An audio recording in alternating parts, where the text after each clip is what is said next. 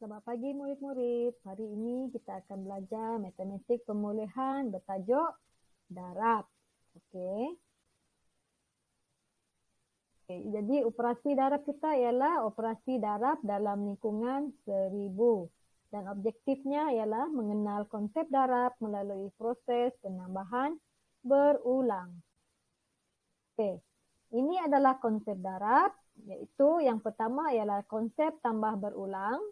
Dan kedua ialah konsep kali atau ganda. Yang ketiga ialah konsep baris dan turus.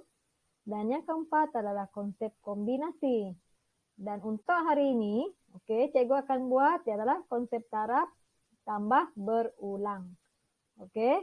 Jadi kalau kita tengok dalam gambar ni, ada 3 biji pinggan. Terdapat 2 biji apel di dalam setiap pinggan tersebut. Dalam pinggan ini ada 2 biji apel, pinggan yang kedua pun ada 2 biji apel, dan pinggan yang ketiga pun ada 2 biji apel. Jadi berapakah jumlah apel tersebut? Jadi kalau kita bina ayat matematik, ada berapa biji pinggan semuanya? Di sini ada 3 biji. Ada berapa biji apel di dalam setiap pinggan? Dalam pinggan ini ada 2 apel, dalam pinggan yang kedua ada 2 apel, dan pinggan yang ketiga pun ada 2 apel. Jadi semuanya ada 6 biji apel.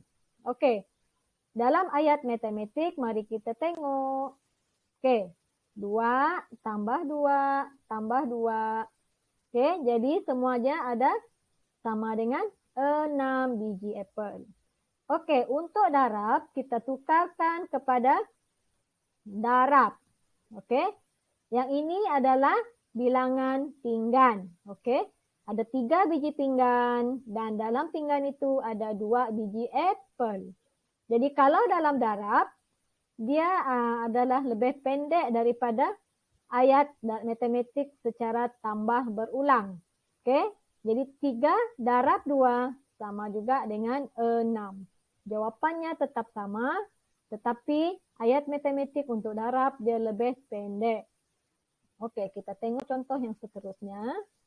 Dalam gambar rajah ini, ada 4 biji kuih dalam setiap petak.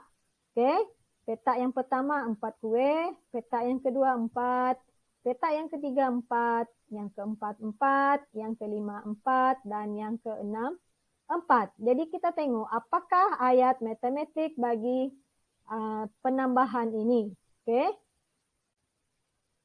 Ini dia tadi. 4 tambah 4 tambah 4 tambah 4 tambah 4 tambah 4. Jadi jawapan dia sama dengan 24. Ini secara tambah berulang. Bila kita tukar kepada darab, kita buat dia secara pendek sahaja, iaitu 6 ini ialah bilangan petak. 1, 2, 3, 4, 5, 6. Jadi 6 di depan ini ialah bilangan petak ataupun bilangan kumpulan. Darab dengan 4. 4 ini ialah bilangan biji kuih tadi. Jadi 6 darab 4, jawapan dia tetap sama 24. Ini ialah contoh yang seterusnya. Di petak ini ada 3 biji kuih. Dalam setiap petak pun 3, 3, 3. 3, 3, 3, 3. Jadi di sini ada berapa petak? Kita kira 1, 2, 3, 4, 5, 6, 7, 8. Kalau kita tengok ayat matematik di bawah ini, kita tambah semua kuih dari dalam semua petak. Jadi kita tengok semua ada 1, 2, 3, 4, 5, 6, 7, 8 petak. Jadi jumlah kuih untuk semua ini sama dengan 24. Jadi bila kita tukar kepada darab, dia lebih pendek. Ini ialah bilangan petak. 8 darab dengan 3. 3 ialah isi dalam setiap petak. Okey, dan jawapan dia sama dengan 24. Ini kalau kita buat secara darab. Okey, jadi kalau ada soalan, murid-murid boleh tanya dalam grup Telegram, okey? Dan kita tengok latihan, ini adalah contoh-contoh soalan dalam latihan, okey? Di sini adalah ayat matematik untuk tambah berulang dan jawapan di bawah adalah untuk darab. Cikgu nak murid-murid boleh buat soalan ini dalam buku tulis, soalan 1, soalan 2, soalan 3. Tidak perlu melukis ataupun suka hatilah, kalau nak lukis pun boleh.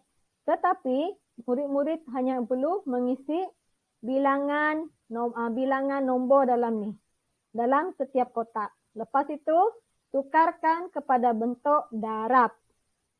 Okey, ada 3 soalan di sini sebagai soalan latihan. Dan kemudian akhir sekali murid-murid lengkapkan sifar 2 ini dalam buku tulis. Okey. Kemudian hantar ke dalam Telegram cikgu lah. Okey, itu saja. Sekian. Selamat belajar. Bye.